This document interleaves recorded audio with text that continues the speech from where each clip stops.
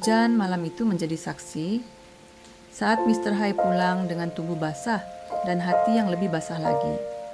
Ia membawa gaji, tapi yang ia terima hanya keluhan.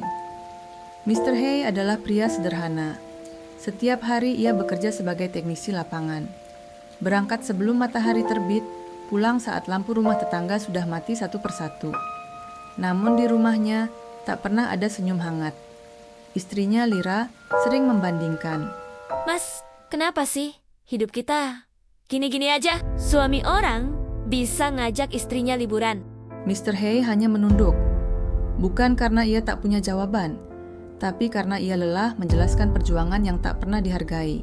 Suatu malam, Mr. Hai pulang dengan tangan penuh luka karena proyek gagal dan ia harus membantu memperbaiki mesin sendirian.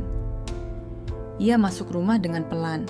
Lira malah berkata, Mas lama banget sih, aku capek nunggu. Tanpa sepengetahuan Lira, Mr. Hai diam-diam menabung untuk membayar cicilan rumah dan biaya sekolah anak mereka tahun depan. Ia bahkan menolak ajakan teman-temannya untuk nongkrong. Tak ada yang bertanya, Mas capek enggak? Mr. Hai tersenyum tipis, senyum yang dipaksakan. Gua harus hemat, anak gue prioritas, katanya. Namun di mata istrinya, ia hanya pria biasa tanpa ambisi. Suatu hari, Mr. Hai pingsan di tempat kerja karena kelelahan. Telepon dari rumah sakit membuat Lira gemetar. Saat melihat kondisi suaminya terbaring lemah, barulah ia sadar. Lelaki yang ia anggap kurang itu sebenarnya sedang mengorbankan segalanya. Ia menemukan pesan di ponsel Mr. Hai yang belum terkirim. Maaf kalau aku belum bisa jadi suami sempurna. Aku cuma lagi berusaha. Air mata Lira jatuh tanpa bisa ditahan. Saat Mr. Hai membuka mata, Lira menggenggam tangannya erat. Mas, mulai hari ini aku mau belajar menghargai kamu. Mr. Hai tersenyum lemah. Kadang, seorang suami tidak butuh pujian besar. Ia hanya butuh dihargai, sedikit saja. Sinetron bergambar. Pagi buta. Mr. Hai sudah bersiap kerja. Tangannya masih ada bekas luka lama. Lira berdiri di dapur. Kini lebih lembut. Mas hati-hati ya. Mr. Hai tersenyum hangat. Iya, Mah. Tapi ketenangan itu tidak bertahan lama. Siang hari, Ibu Lira datang ke rumah. Ibu Ratna, sosok mertua yang elegan, berpenampilan rapi, tapi tajam dalam bicara. Ibu cuma heran, Ra. Kamu dulu lulusan terbaik, kok hidupnya begini-begini aja? Lira Teh Jiong. Mr. Hai itu baik, Bu. Baik nggak cukup, laki-laki itu harus berhasil. Kalimat itu terdengar saat Mr. Hai pulang dan berdiri di depan pintu. Ia mendengar semuanya. Namun seperti biasa, ia hanya tersenyum. Babak 2 direndahkan di depan keluarga. Acara keluarga besar, semua berkumpul. Ada sepupu Lira yang sukses, pakai mobil baru. Ibu Ratna sengaja menyindir. Hai, masih teknisi ya? Sepupu kamu udah punya perusahaan loh. Suasana canggung. Mr. Hai tersenyum sopan. Masih belajar, Bu. Beberapa keluarga tertawa kecil. Lira menggenggam tangan suaminya di bawah meja. Di parkiran, setelah acara. Mas, maaf ya. Mr. Hai tersenyum. Gak apa-apa, aku memang belum berhasil. Tapi malam itu, untuk pertama kalinya, senyumnya sedikit lebih berat. Babak 3, kesempatan dan ujian. Di tempat kerja, proyek besar bermasalah. Semua teknisi senior menyerah. Mr. Hai maju. Saya coba, Pak.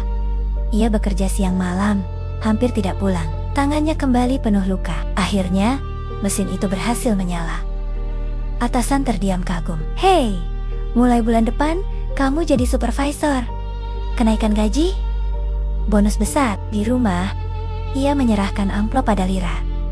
Ini buat lunasin cicilan. Lira menangis haru. Namun, Ibu Ratna belum tahu.